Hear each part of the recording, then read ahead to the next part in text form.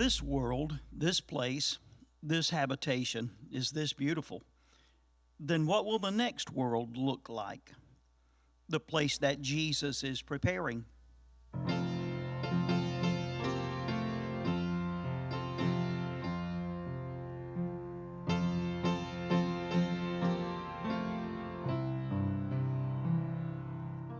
What does the Bible say about heaven? What detail does it give, and how might we interpret the description? Let's begin with a few trusted sources, namely Jesus, and what the writers of the New Testament record about his description of the heavenly habitation. The New Testament does not record any description of heaven from the words of Jesus. Jesus identifies the inhabitants and non-inhabitants of heaven, along with the pathway by which you gain invitation, entrance, and habitation of heaven, but he does not describe the surroundings. The closest he comes to a description comes from Luke's Gospel, chapter 10, quote, "I was watching Satan fall from heaven like lightning," close quote. That comes from verse 18 of Luke's Gospel, chapter 10. That is as much of a description as the New Testament writer gives concerning the words of Jesus and the heavenly habitation. The next trusted source might be the Apostle Paul. Paul identifies a man that was, quote, "caught up into the third heaven," close quote. That is the language of the New Testament, and specifically 2 Corinthians chapter 12, where Paul describes the sounds of heaven. He says he heard, quote,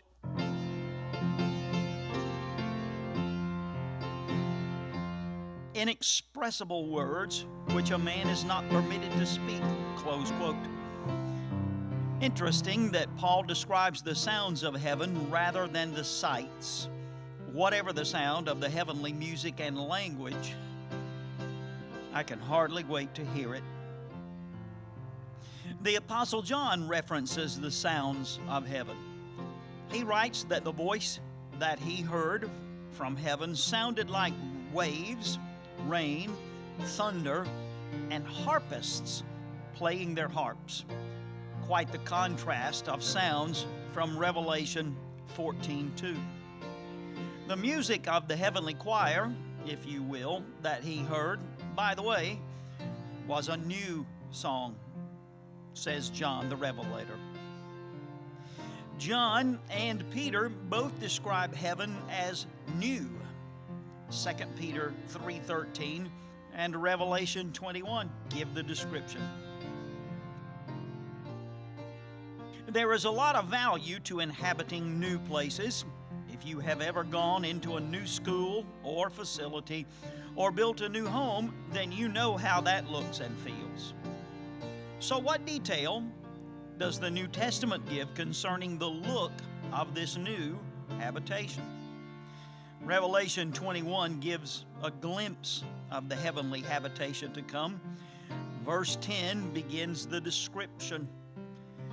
"And he," that is the angel, "carried me," John the Revelator, "away in the Spirit to a great and high mountain, and showed me the holy city, Jerusalem, coming down out of heaven from God, having the glory of God. Her brilliance was like a very costly stone, as a stone of crystal clear jasper. It had a great and high wall with 12 gates, and at the gates 12 angels. The names were written on them, which are the names of the 12 tribes of the sons of Israel. There were 3 gates on the east, 3 gates on the north, 3 gates on the south, and 3 gates on the west. And the wall of the city had 12 foundation stones, and on them were the 12 names of the 12 apostles of the Lamb. The one who spoke with me had a gold measuring rod to measure the city, and its gates and its wall. The city is laid out on a square, and its length is as great as the width, And he measured the city with the rod, 1,500 miles. Its length and width and height are equal. And he measured its wall, 72 yards. The material of the wall was jasper, and the city was pure gold, like clear glass. The foundation stones of the city wall were adorned with every kind of precious stone. The first foundation stone was jasper, the second sapphire, the third chalcedon, the fourth emerald, the fifth sardonyx, the sixth sardis, the seventh chrysolite, the eighth beryl, the ninth topaz, the 10th chrysoprase, the 11th jacinth, the 12th amethyst. The 12 gates were 12 pearls.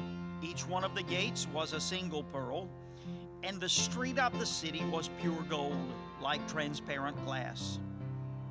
I saw no temple in it, for the Lord God the Almighty and the Lamb are its temple. And the city had no need of the sun or the moon to shine on it, for the glory of God illumined it, and its lamp is the Lamb. The nations will walk by its light. The kings of the earth will bring their glory into it. In the daytime, its gates will never be closed, and they will bring the glory and honor of the nations into it, and nothing unclean, and no one who practices abomination and lying shall ever come into it, but only those whose names are written in the Lamb's book of life.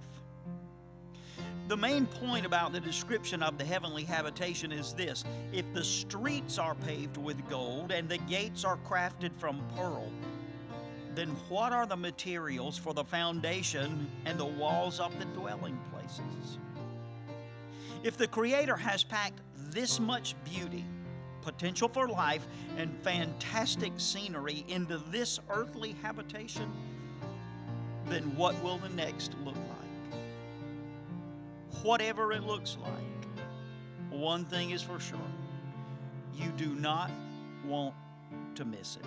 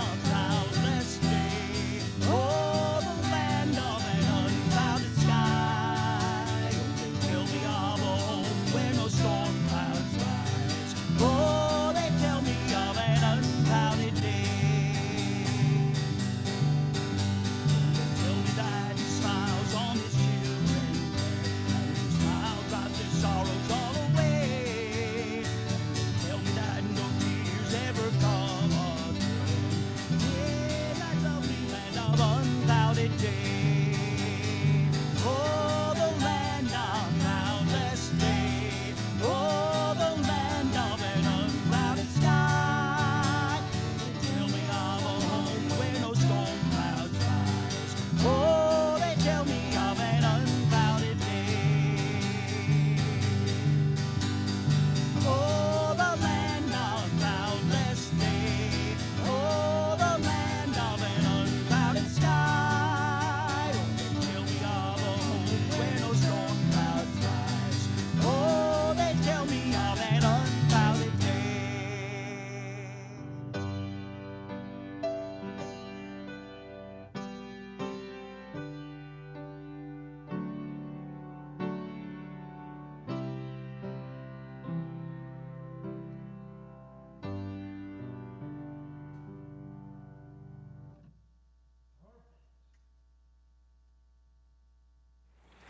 Thank you for joining us online.